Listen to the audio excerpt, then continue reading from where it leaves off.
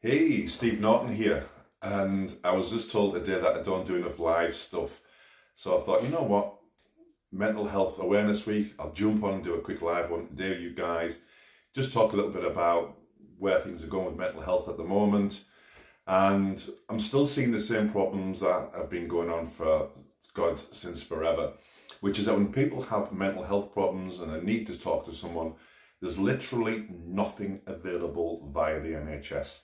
That doesn't take forever to actually get on board with, or if you do, it's absolute pants. And I'm really quite strong about that.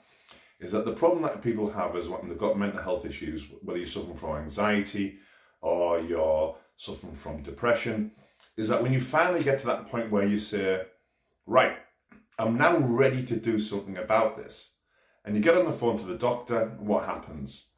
If you can get through to the doctor, that is that you put on a waiting list, and that waiting list can be almost like forever. And even if you manage to get an appointment with someone these days, like a talking therapist, it can take you 6 months. 6 months. When you finally got to that point where you say, right, I now need some help, it's a 6 months waiting list. And what do you get offered? Well, you get offered either counselling or CBT. Well, I will say this, counsellors are lovely people. Counsellors are lovely, lovely people. And they're great when people have, when you've lost somebody, when someone's passed away, counselling is amazing for that. But when you've got stuff like anxiety is big boy stuff. Anxiety is stuff, hi Deb, nice to see you. Anxiety is a very, very specialist thing. And the idea of going to see a counsellor to help with anxiety is a bit like taking a toothpick and trying to knock down a tree. It is the wrong tool for that job. They're lovely people, but they're out of their depth when it comes to working with people with anxiety. Anxiety is a program of the mind. It's a mind program that you've created that will not just go by chatting about it. And I always often, when I talk about anxiety, I talk about computers. Anxiety is that a computer program that through repetition, you've now created a habit of thinking. So in order to change that, you've got to change the program. Chatting about it is like chatting about your boiler not working. It isn't going to change it. You've got to go in and change the program.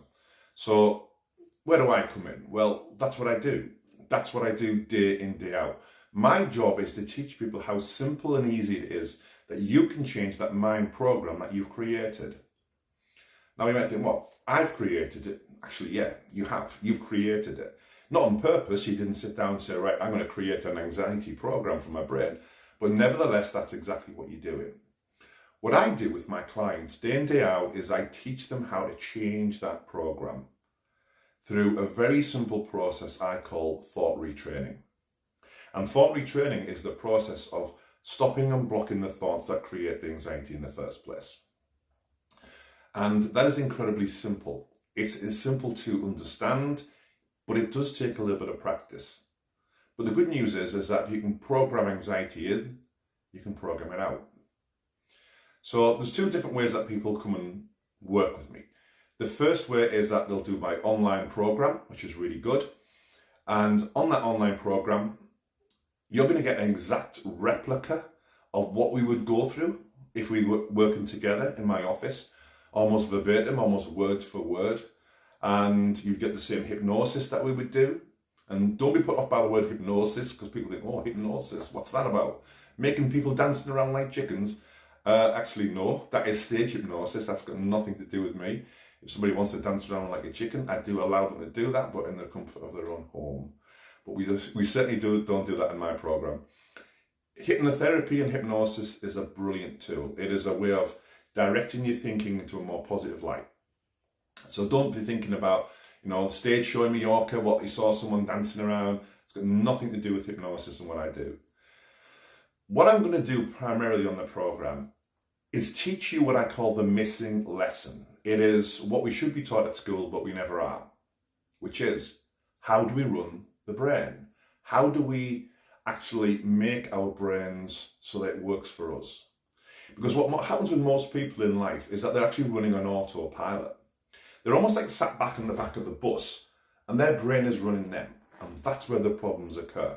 If you just sit back and become like a passive, environment for yourself, your brain is literally going to go all over the place. So what I do in my anxiety program is I teach people how to gain control of that. I teach people how to stop and block those thoughts. The first week on my rapid anxiety program, you would learn how it started, how anxiety starts in the first place, and how to change it all in one 50-minute lesson. Not 50 hours, not 50 years, no, not years of therapy. In just 50 minutes, I would teach you exactly how to learn how to control your thinking, your thoughts, and start to gain control over anxiety. And because I'm a big believer in, what's the point of just dragging something out? Everything I do on my program is narrated, so you don't have to read it. I will teach you step by step, hold your hand right throughout the whole 12 weeks program, and teach you exactly how to gain control back of your life. Now, one of the biggest objections I ever get from people is people say, will it work? Will it work for me though, Steve? Will I be like that unique person that, it won't work for? And I always say to people this, what you're doing now isn't working. It's not working now, is it? So at least if you do my program, there's a very good chance it will work. But if you don't do anything, it isn't going to work. So you're either doing something that isn't going to work, or you're going to do something that probably will work. And if it doesn't work, it's only because you haven't worked at it. I haven't sat down and made a program for the last 2 years and created something that isn't going to work. It works if you apply it. Everything in life takes a little bit of work. You've got to put a little bit of work in everything to make things work. So you're really down to a couple of options. You're either going to go see your doctor, get some pills, some sertraline, some mirtazapine, some propanolol, or whatever it is that they're trying to give you these days just to get you the hell out of that office. And let's face it, when you've took those things in the past, have they worked? Have they actually changed anything, or have they just masked the problem? Yeah, they've just masked it, haven't they? If you really want to solve things, you've got to go a little bit deeper than that. So the next thing that the GP would offer you would be CBT, cognitive behaviour therapy. And that was created about 1950, and it was hailed as a miracle therapy back in 1950, because before that they used to do things like they would actually electrocute you, and electric convulsion therapy. So compared to that, it was great. But even still today, CBT has a very, very low success rate. The people who do CBT, they're normally really nice people, but it is the therapy itself. It's pretty much pants. So yeah, you're right, Deb, doctors always fob you off of medication. And the reason why is because, here's the reason why, Deb, why you say that. If I had 5 minutes to work with somebody, I couldn't do a lot. So basically, they're trying to give you the simplest, quickest thing to get you out of that office. So yeah, I don't actually blame doctors for it. They've only got a certain amount of time. But when we look at CBT, and that's what most people are offered, honestly, some of the things I'm told from people are utterly ridiculous. The things, the suggestions. I've had people being told that every time that you're anxious, you get on a train, and you go on a train, you look out the window, or you write something down, you create this tree, and you make things on a tree within the branches are things that you worry about. And what you find is that people who do those things, they start thinking, what the hell's going on? The problem with CBT, it was created by someone who obviously did not have anxiety. Because you would never say to someone with anxiety, get on a train by yourself and look out the window. So my program was created by myself because I've had anxiety, I've been there, I know how it feels. You don't really understand anxiety unless you've had it. So my job on my programs, whether you see me personally or whether you see just on my online program, is to teach you the simplest way of how to change the way you think. Now, a lot of people, especially when they've had anxiety for a long time, they feel like it's just a part of them. It's like an identity. It is something that you can't change. Well, you can change it. You just need to know the right way to do it. One of the things with CBT is that they only teach you how to manage anxiety, how to cope with it, live with it. And I say that's absolute bollocks. You don't have to have anxiety. Yes, you will have anxious moments in life, but you don't have to have permanent anxiety. So anyone that tells you that you have to have it, ditch them. So if you've got anxiety, if you're struggling with depression, a couple of things you can do. Yeah, go to your doctor, get some more pills, get some CBT that doesn't work. Or, buy things that try to make yourself feel happy too. Get some more Botox put in, get your lips a bit fatter. Do all those things, waste more money, more herbal stuff that doesn't work either. Or you can get some proper professional help. Now, the start of this year I made a decision. I'm not seeing as many one-to-one clients as I once did, because by the end of last year I was completely burnt out.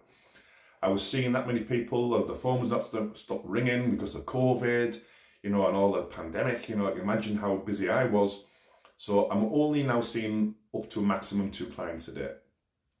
So most of the people that I'm working with now, I'm actually pushing them more towards the online stuff.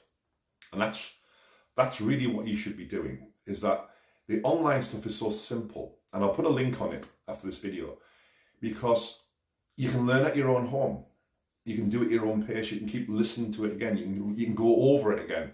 Hi, Aileen. Nice to see you. You're on the program. Well, good to see you. It is all designed for simplicity. So rather than trying to buy stuff to make yourself feel happy temporarily, what you need to do is do and get the proper help. If there's one thing you do today, is treat your mind the way it should be treated.